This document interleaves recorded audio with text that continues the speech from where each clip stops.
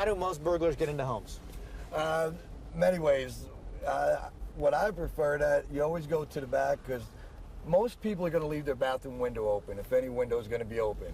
Their bathroom window? The bathroom window, because that's where the steam is coming up from the showers. That's where, if you really think about how many people do open that window and they just forget about it, or they just don't lock it. So bathroom windows have always been one of the best ways. A lot of people won't put their boards in their sliding doors or in their windows, or they leave that sliding door in the back open because it's in their backyard, and they think that, you know, who's going to really come back here?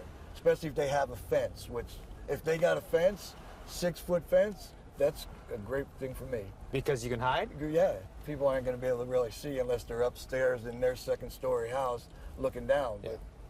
What's the best time to break into a house? It depends. Sometimes, I don't think night is really a great time. Daytime, because there's always a lot going on. But you want to actually check what's going on in the neighborhood too. Like that neighborhood we just passed, there was 2 vans in front of that one house that's for sale. You got 2 vans, so you got people working around there. So there's going to be people that could see you doing stuff. So, but like this, where it's just a nice quiet neighborhood, you kind of look around and you could probably find something really quick. So yeah, early evening if you're going to do anything. Nighttime's just too many chances of somebody being home, you know. What are you typically looking for if you're going to break into a house? I'm looking for jewelry. I'm looking for cash. I'm looking for things like that. Like you were saying, guns. If you can get guns, they're easy to sell. Anything that's going to be easier to sell and it's not really big to have to take out. You know, but even now, you know, used to be everybody had big TVs. Now you can get a TV this big and throw it in the van or the car, whatever you're in. Yeah. See, like this neighborhood right here, I wouldn't even go near, just because, you know, you got too many people. You got somebody here, you got somebody here. You got 3 people back there. 3 people outside, a lot of activity. Yeah, I'm not even going to walk down the street. I'm going to go the other way just because I don't even want to be noticed at that point. So a lot of times walking around, would you pretend to be somebody or just be yourself? I wouldn't ever pretend to really be anybody. I mean, there's, you just kind of walk around like, say, for instance, them 2 people. They just like normal people walking down the street. You know, you don't carry a whole lot of stuff. You don't really look like you're scamming or looking for something. You're kind of actually walking and looking peripheral more than anything. And then you're checking these things out. But the only time I've ever really was being somebody else is like a landscaping business, like I was telling you, you know, and that when you're going to drive up in a truck, you know, and have a lawnmower, you know, and just mow somebody's lawn, and somebody's mowing the front while you're breaking in the back. And that was probably the best? That was a good, yeah, that was always a good, because the neighbors don't even really check it, you know, and what's, you know, neighbors should do. I mean, if you see somebody work on somebody's house, a neighbor, go and ask them for a card. Hey, even if you don't need their service, just ask to check. Because if they don't have a card or business, you know something shady's going on. Interesting. Huh. So let's look around this neighborhood. What do you notice about this neighborhood? Bushes, a lot of bushes, a lot of, I mean, if you look, you can't even see the front porches on just about every one of these houses. You really can't see either from your house or somebody else's house. You can't even see somebody else's porch that good. Like even this one right here? Even that one. Look how dark that is. Trees in front of it, it's dark. Your neighbors right there got trees, they can't see it. That's probably an open house, so that would be, you know, I'd rather go one of these. This brown one right here, perfect. And it's got the old windows on it, doesn't even have new windows, so those are the easiest to get in. So it's like the single pane windows versus the double pane. Oh yeah, if you could get it. Like, see these old windows right here, you know?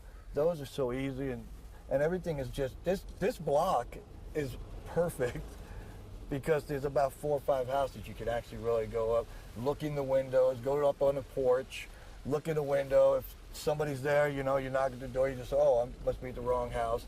Then you got to get out of that neighborhood, of course. But, I mean, if nobody's in there, you could see. Nobody could see you really there. It's just that first, about 10 seconds to make the turn and get into that area. So you typically knock on the door before you went in? There's been times you knock on the door, you know, you want to knock on the door if nobody answers. Great thing to do is like that mail right there. If there's mail in the mailbox, most people are going to get their mail as soon as the mailman gets there. So unless they're not home, the mailbox is going to be full. So if the mailbox is full, that's nobody's home. and that's for you as a bad guy. That's a good thing. Then that's when you go up, you knock on the door. Nobody answers the door, and then you just go around the back, or if you have to, you go in right through the front door.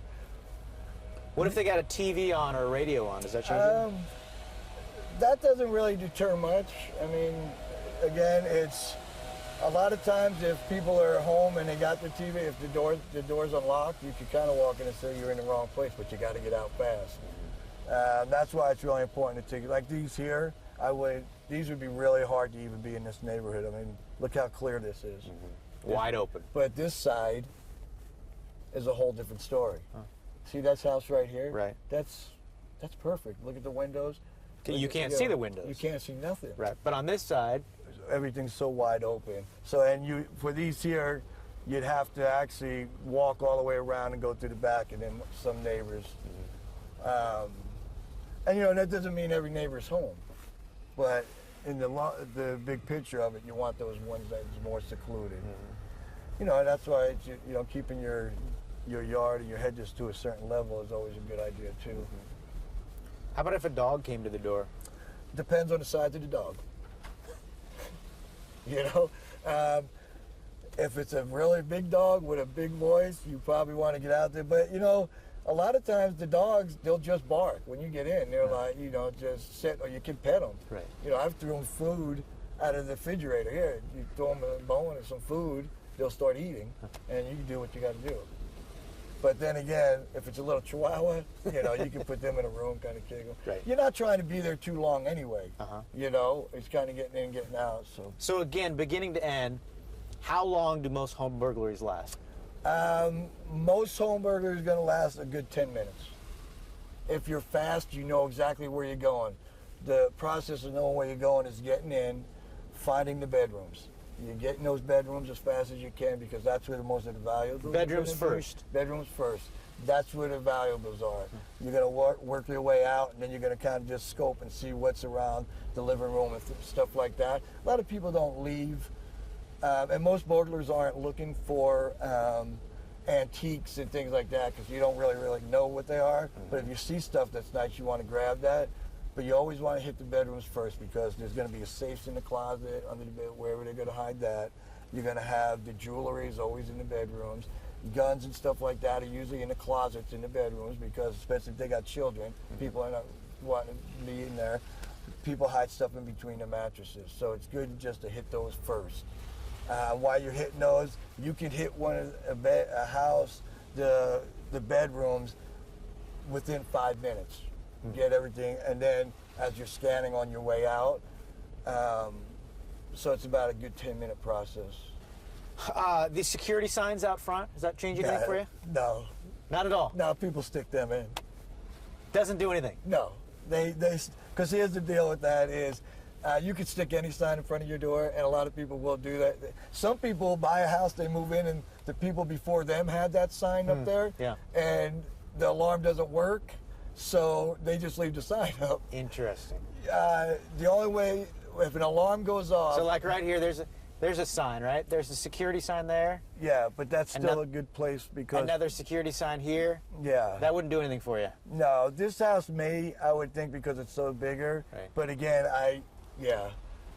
if I'm going in there. But if you looked at those two houses, I'm going to go in the first one that had that sign, because if you see it was an enclave, the porch. Yeah. You can't see nothing in there. So you go in, the alarm, you kick that door in. If you could, that's a house you could have kicked the door in, because it was inside that big porch, all cement. So when you go in, most alarms too, you're already in the house when they go off. You just got to go fast. So it's kind of taking that chance. Right. But for the most part, let's stick it in the front yard. Alarm services are expensive today. Yeah, they are. So certain houses in certain neighborhoods are going to have those. Right. Certain ones can't afford it, but they don't want to be burglarized either. Yeah. So I'm going to stick a sign and keep a sign in there. Somebody even told us if they have a sign, that was a good house to hit, because they had valuables inside. Yeah, right. Exactly. So there's another one there. I mean, it's... Right. You can't even see that one. Now, do you think that house right there that we just went by has a security cam? No. No. But they all have them, you know? Yeah. It works ADT, great. home security. It's a great neighborhood. In other words, that we got too many people not home, so we got to make people think that there's more security here. This is really interesting. Because look at how quiet and really this neighborhood's a nice, quiet neighborhood. How many people are even home here? So this would be a good neighborhood to break into? This is a good neighborhood. I'd stay away from like this, especially this. I would never go near that. Because? Because of the big walkway. You know somebody's there because they probably don't have employment. It looks to me like they have some kind of disability. Right, okay. So, okay. See, it's just catching those kind of things and those kind of... What's the most common mistake homeowners make? I think probably one is closing their drapes when they leave, keeping everything closed in, because then neighbors and nobody can see if somebody's in the house. Right. Also, the bathroom windows have always been one of the best, and they're sliders. You know, making sure not just that you have the lock on there and a board, but you put another little lock in, because you're able to lift and get those sliders out. It takes a little bit, but that's if somebody has the time to do that. Some houses, especially if you scope the house out for a little while, you're able to take the time to do that. Interesting. You know, you might see a house. If I see a house that just happened to be, you know, walking down the neighborhood and I say, oh my God, what, their mail's in their mailbox, I might wait until tomorrow and go by and see if the mail's still there. If the mail's still there, then I know it's been 2 days, nobody's home yet. Nobody's home. So it's kind of, that's how you scope them out too. It's kind of finding out, kind of seeing what stuff looks like. And those are the great mailboxes right there, or, you know, the door ones are hard anymore, but, you know, that's another thing, is make sure your mail's picked up or taken out. Well, this is really fascinating, interesting look. I appreciate you talking to us. Absolutely.